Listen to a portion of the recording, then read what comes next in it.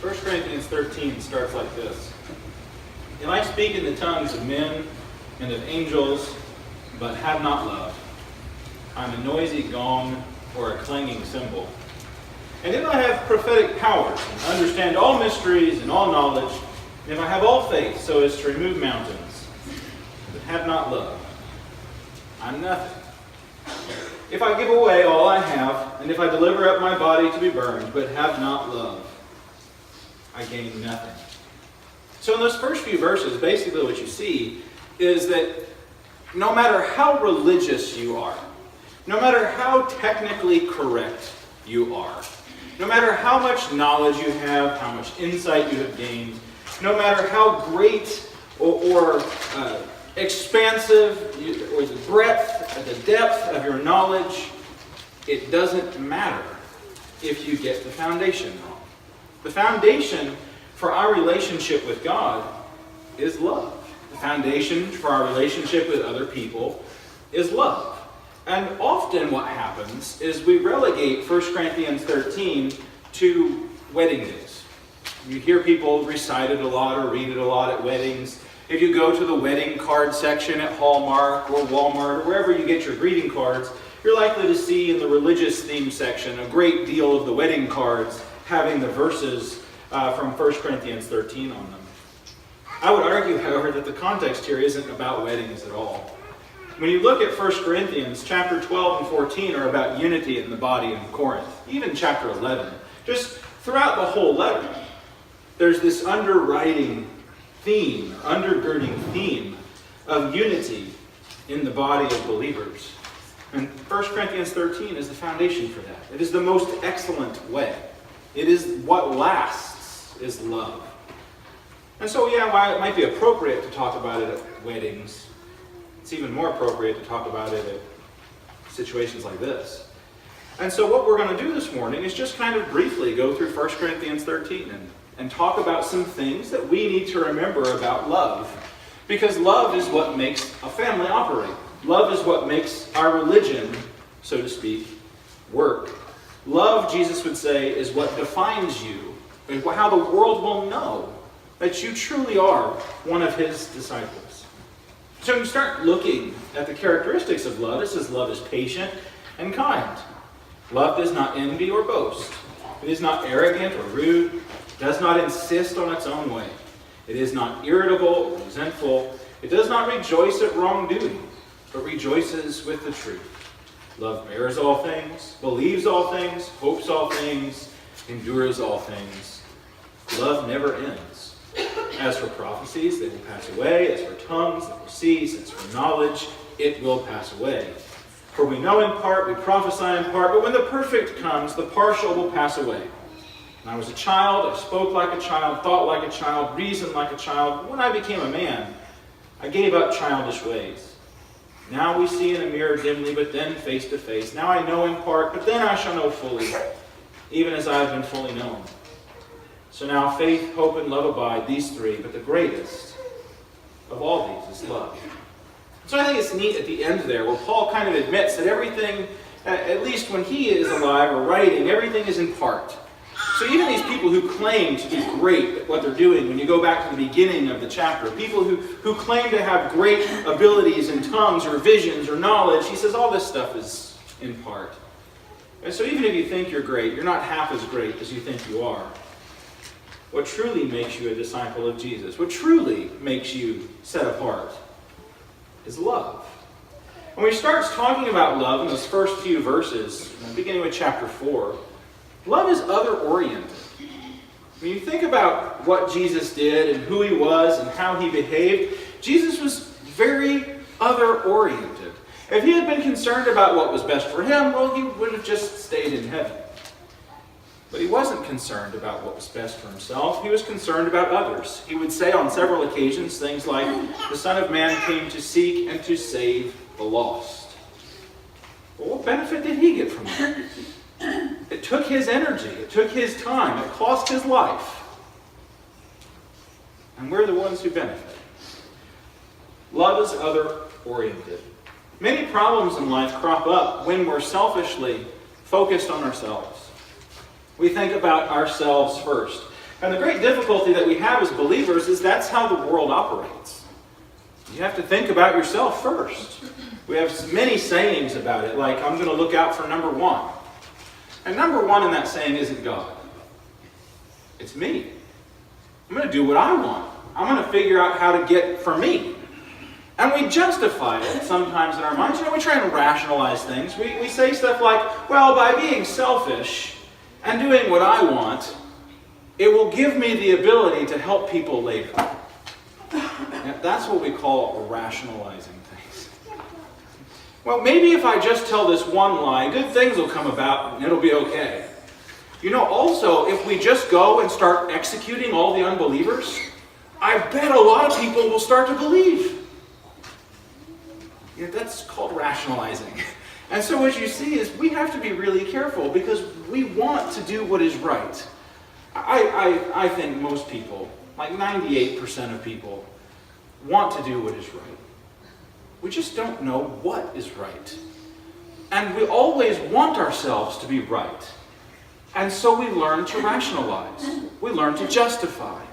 And we learn to say things like, well, this has to be right because it's so easy. And when you read through the New Testament, all the Bible, fundamentally the right thing is usually the most difficult thing to do.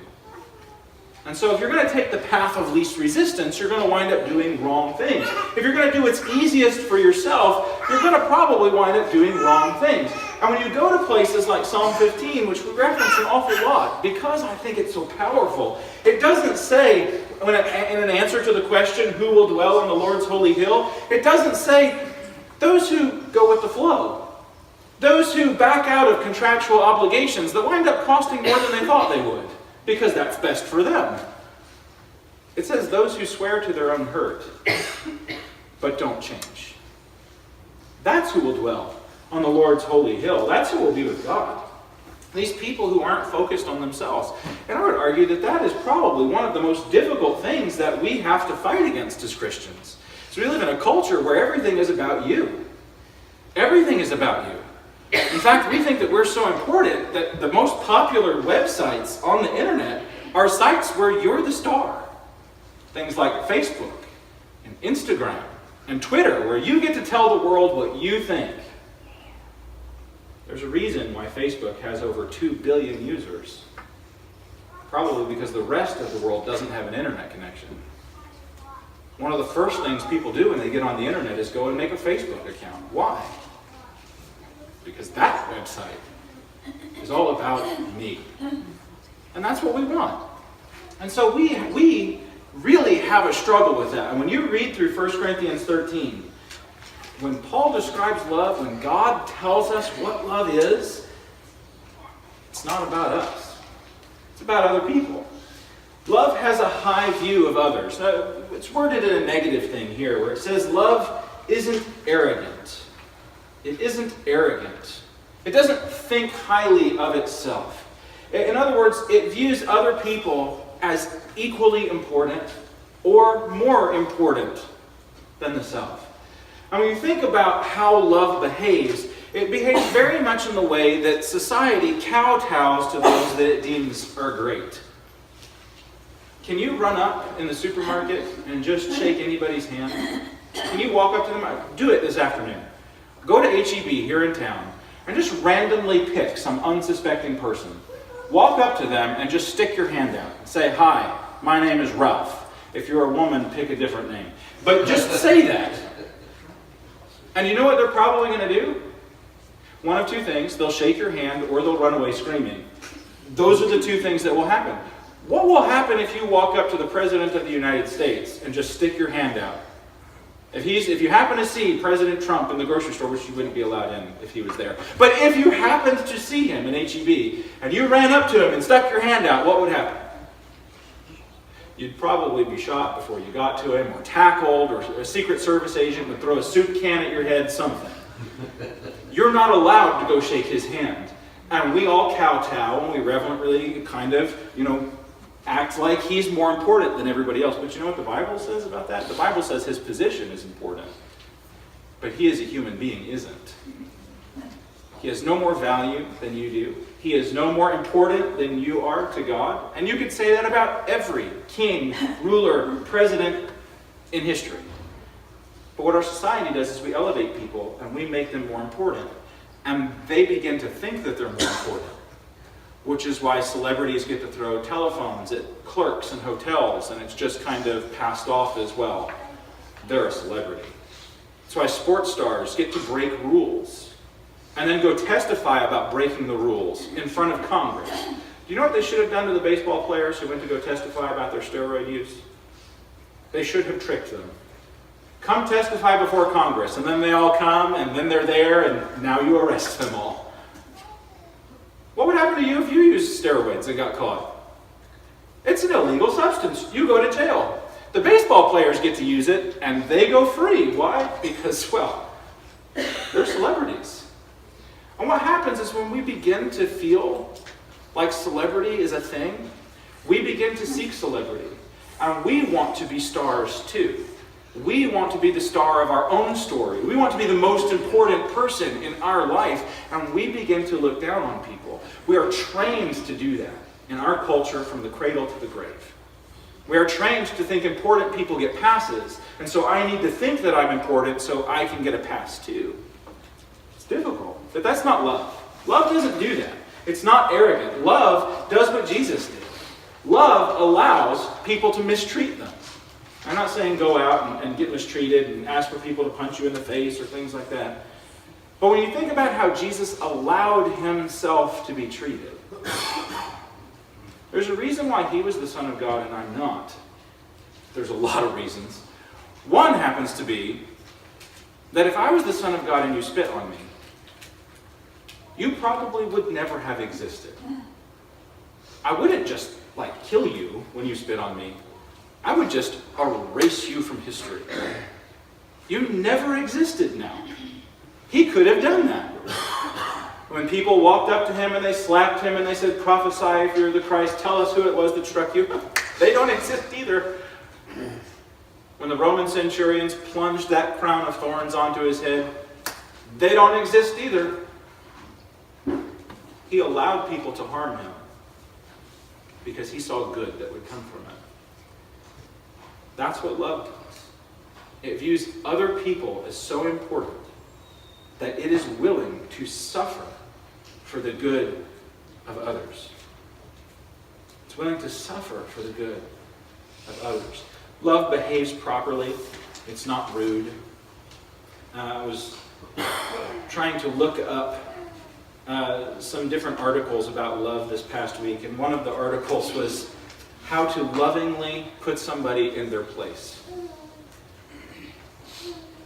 So you read through the suggestions, and there are times, where we need each other to kind of remind us that, hey, we're not as important as we think we are. But when you read through the suggestions on how to lovingly put somebody in their place, I think that author's definition of love was different than mine. You put somebody in their place by telling them how dumb they are. You put somebody in their place by embarrassing them in front of other people. You put somebody in their place by doing all these rude and terrible things to others.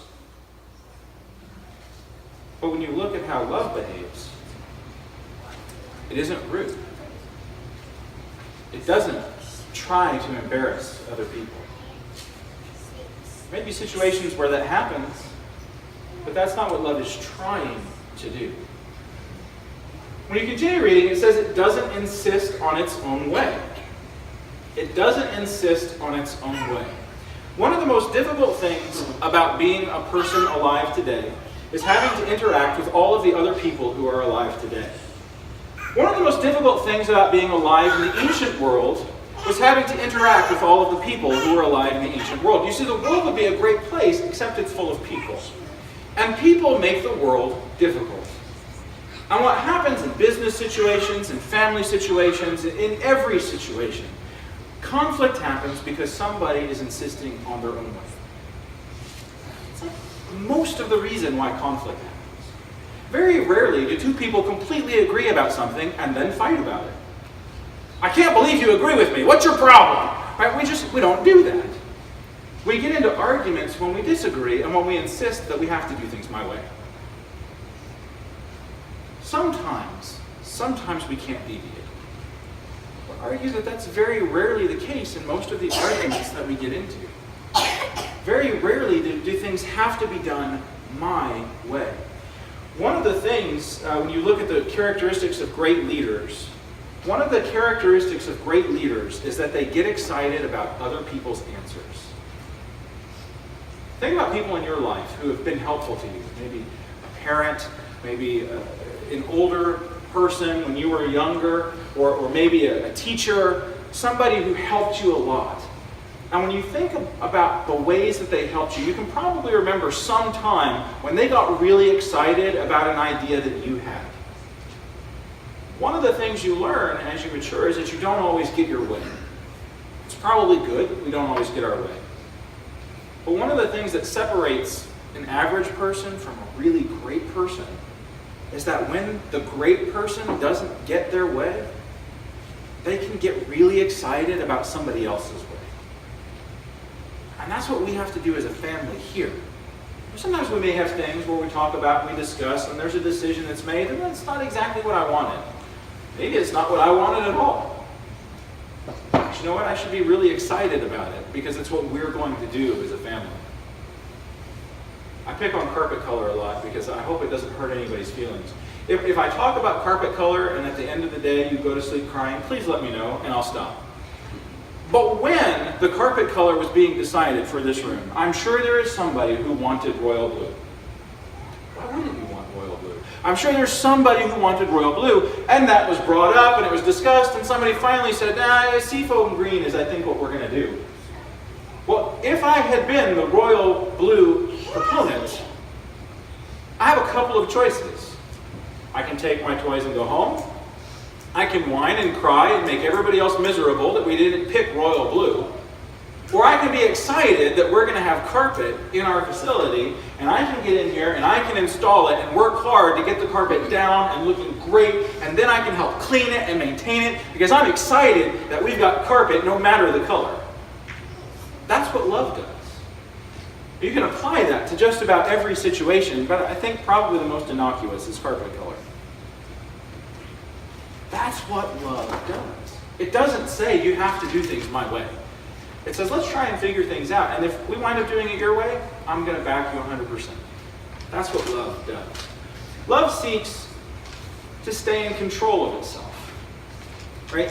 Irritable is an interesting word there. It's kind of, when we talk about irritable, I think of picking at things. Irritable is kind of like that bickering attitude. Well, if I don't get my way, I'm going to make sure that other people are miserable.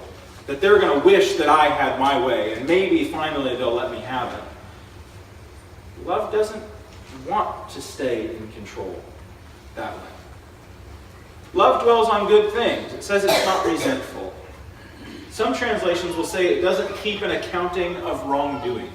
That's a picture. The word that's actually used here is kind of a picture word, and keeping an account of wrongdoing is the picture of the word.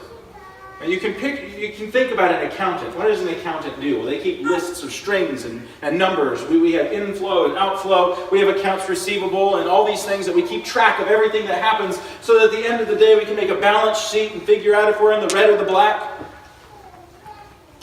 Love doesn't do that with wrongdoing.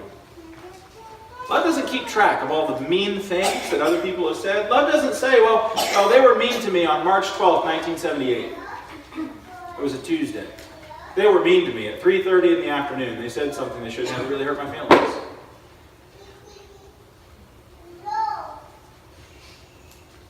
See? No. Love doesn't do that. Have you ever gotten into an argument with somebody? And then they say, well, you always do this.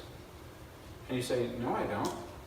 And they say, yes, you do. You did it on Tuesday, you did it on Thursday, you did it last week on Friday, you did it last month on the 3rd, you did it the year before that, you did it on this day, this day, this day, this day. How in the world can they pull all those things out of their head? You know how they can? They have a register. And they keep an account. Ammunition, maybe? So that when an argument comes up and we want to discuss something, I would suggest, let all that go. Don't try and remember it. And if you're in an argument with somebody and you happen to remember it, don't bring it up. It doesn't make you win the argument. It just makes me stop listening to you. Because that tells me, when you have this register of all these things that are very similar to what we're talking about now, and you haven't let those go yet, this doesn't matter either.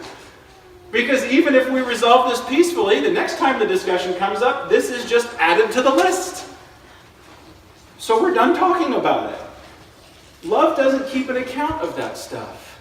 Love isn't interested in making sure that, well, the next time we have this discussion, I'm going to win, because now I've got another thing to put on my list.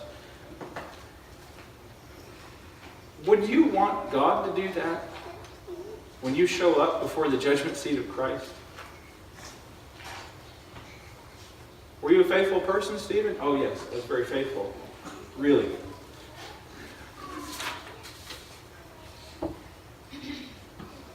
On April 23rd, 2018, you did this. Is that faithful?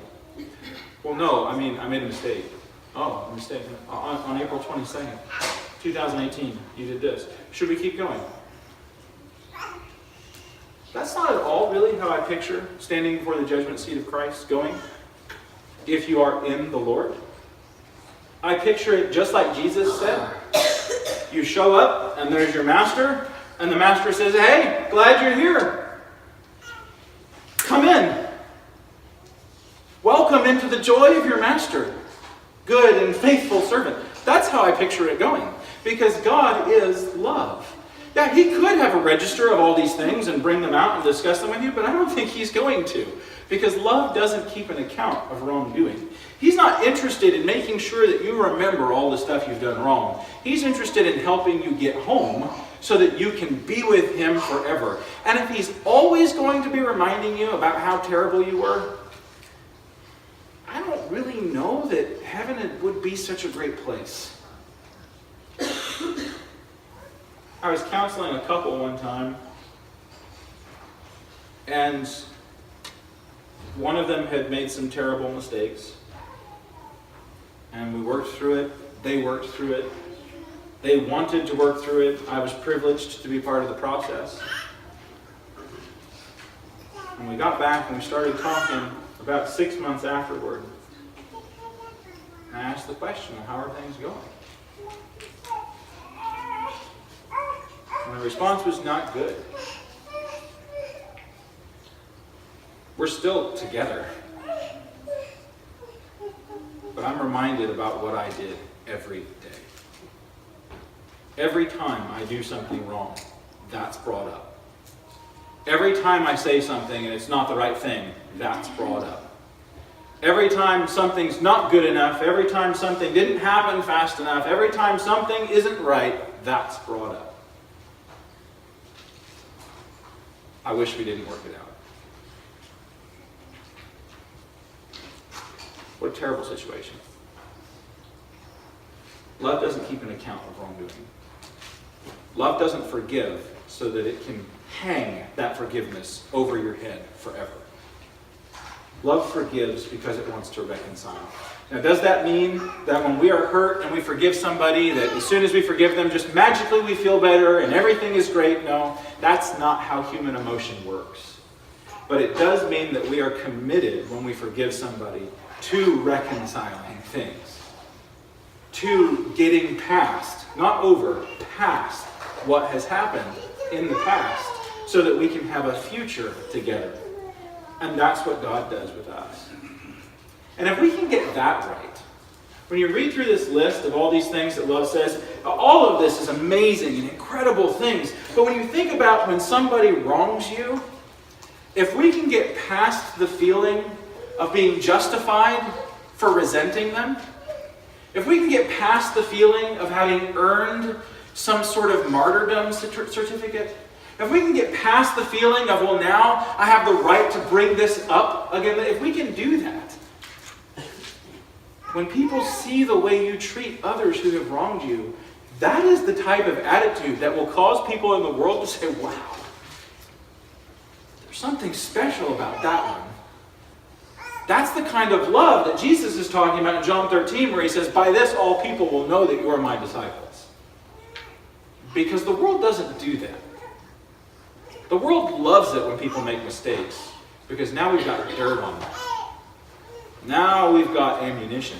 But we shouldn't be like that. We shouldn't be like that. And we're out of time, so we're going to have to stop talking about this list. I would encourage you to go and read through 1 Corinthians 13. This is some of the most difficult stuff, the most difficult stuff in the New Testament. Because we're called to live differently. We're called to love like God. Jesus would say in Matthew chapter 5 that you must be perfect as your Father in heaven is perfect. He wasn't talking about being sinless. He was talking about loving like God. Thank you very much for your attention. We'll be dismissed to class.